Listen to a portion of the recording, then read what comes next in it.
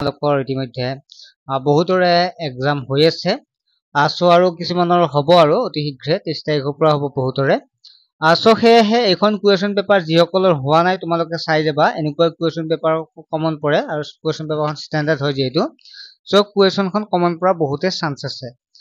so সেয়েহে তোমালোকে চাই যাবা এবাৰ কুৱেশ্যন পেপাৰখন আৰু এনসাৰখিনি কিমানটা পাৰিলা তোমালোকে কমেন্ট সেকশনত জনাবা অৰ্থাৎ তোমালোকে নিজাকৈ চেষ্টা কৰাচোন যেটো পৰীক্ষা আহি পেলাই কিমানটা পাৰিলা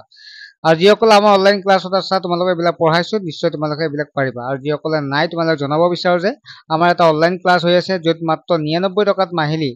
অনলাইন ক্লাছ কৰিব পাৰিব ছাত্ৰ-ছাত্ৰীসকল মেথ সায়েন্স সোশ্যাল সায়েন্স আৰু ইংলিশ চাৰিটাকৈ বিষয় আমাৰ ক্লাছত খামৰি লোৱা হয় আৰু পেমেন্টটো একে হয় মাত্ৰ 99 টকাতে ইতিমধ্যে আমাৰ ছাত্ৰ-ছাত্ৰীসকল যিসকল আছে তেওঁলোকে সকলোবিলাক পঢ়িয়ে আছে আৰু আমি সময়মতে কোৰ্স ক্লিয়াৰ কৰি দিয়া হয় সো সেয়েহে তোমালোকে সোনকালে জয়েন হ'ব পাৰে আৰু যিসকল অভিভাৱক আছে অভিভাৱকসকলে চিন্তা কৰিব নালাগে কাৰণ ষ্টুডেন্টটো এটা টিউচন যোৱাৰ গলে ৰাতি দেৰি হলে বা তেনেকুৱা বিভিন্ন অসুবিধা থাকে বা পইচাৰৰ কথা থাকে কিন্তু ইয়াত পইচাৰো ইমান নালাগে গতিকে জয়েন কৰাই চাব পাৰে যেটো WhatsApp নম্বৰ আছে এই নম্বৰটো SMS কৰিব পাৰে বা ফোন কৰিবও পাৰে ঠিক আছে ফোন কৰি ডিটেইলছ ল'ব পাৰিব আৰু আমি তাতে ডিটেইলছ দি দিম আৰু QR কোড এটা দিম পেমেন্টটো কৰাৰ পিছতে অনলাইন ক্লাছ কৰিব পাৰিব ক্লাছবোৰ লাইভ হ'ব নোৱাৰবিলাক সুধিব পাৰিবা আৰু আমি এনসাৰবিলাক সকলো দি দিও আৰু PDF হিচাপে কুৱেশ্যন এনসাৰবিলাক আমাৰ তাতে পাব নোটছ এক্সট্ৰাকে কিনাৰ প্ৰয়োজন নাই আমাৰ ক্লাছবিলাক 8 9 10 ৰ হৈ আছে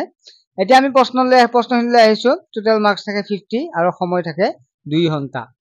প্ৰথম প্ৰশ্নতে 3 আৰু 4 মাজত তিনিটা পৰিমেয় সংখ্যা কোনটো হ'ব ইয়াৰ অপচন দিয়া আছে আমি কৰিছো কেনেকৈ কৰিব লাগে প্ৰত্যেক পৰিমেয় সংখ্যা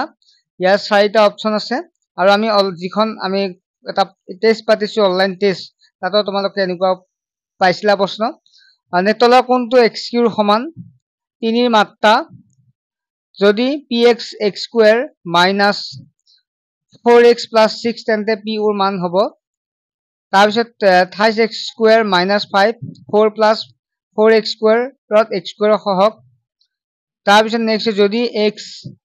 1/3 মানে এটো টু দি পাৱাৰ 1/3 দেখা পাইছা তোমালোকৰ কোনটো শুদ্ধ হ'ব তাৰপিছত 8 নম্বৰটোৰ মান উলিয়াব দিছে 9 নম্বৰটোৰ চিত্ৰ দিয়া আছে আৰু চিত্ৰত মাপটো উলিয়াব দিছে কিমান হ'ব তেনেকুৱাকে তোমালোকে চোৱা 12 নম্বৰটো আছে a b লগত শুদ্ধ উত্তৰ মিলোৱা ইয়াৰ কোনটো হ'ব আনসাৰ যেটো তোমালোকে